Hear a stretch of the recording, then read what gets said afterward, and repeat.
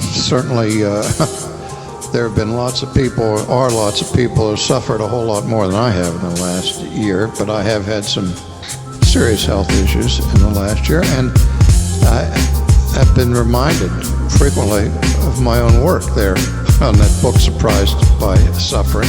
Many days of depression, I was facing oppression, fighting hard to trust in God, and I was raising some questions. God knew what I needed and brought me through in His time, using Sproul and His message to renewing your mind. In those hard days, when I was drowning in my loneliness, God used RC to remind me of His holiness, pointed me to Christ, God's glory through His lowliness, Spirit working through Sproul's ministry, steady growing Chrys. I remember vividly learning so much theology during a crucial time when I needed to learn apology, facing heresy in my classes with some peers. I learned orthodoxy through the work of Ligonier. I'll eternally be grateful for table talk and its issues, and chosen by God as it helped me with my miscues. I long to make a fraction of the impact of this pilgrim. I'm thankful for Sproul and his massive impact on millions. And go back to my own advice that I gave to others and give it to myself.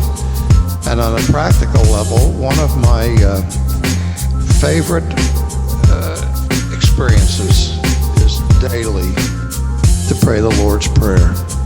Excuse me, not that, but the 23rd Psalm. I first heard Sproul on 105 FM, 12:30. I started taking my lunch breaks then. I wasn't missing these. Sproul was convincing me. Got hyped when I heard Handel's Messiah Symphony. Reformed theology to me became special. Never shared wisdom without referring to the text though. Table talk had God's word hiding inside of me. Coram Deo pushed to strive for religious piety. It's actual, Sproul was practical at polemics. Fanatical, I learned classical apologetics.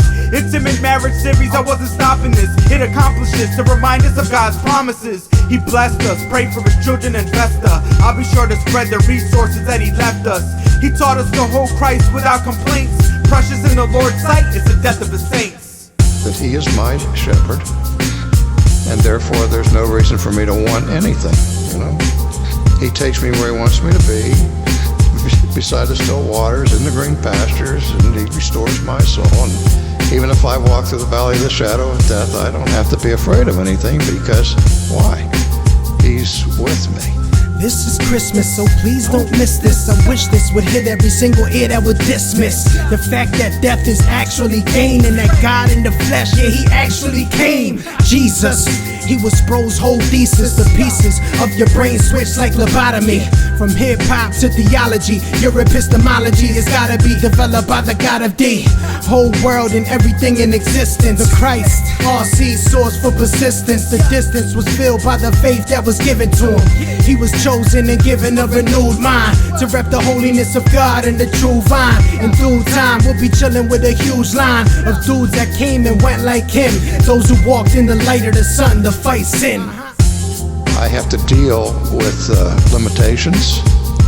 I have to deal with anxieties. We were talking about this yesterday with another friend of ours. That I don't have any fear of death whatsoever. But I'd have lots of fears of how I'm going to get there. You know, it's the process that's scary. And I don't particularly enjoy pain. And so I'm always looking for ways to get away from that. But there is unbelievable peace and comfort in the Word of God, and predominantly knowing who He is and believing in His sovereignty.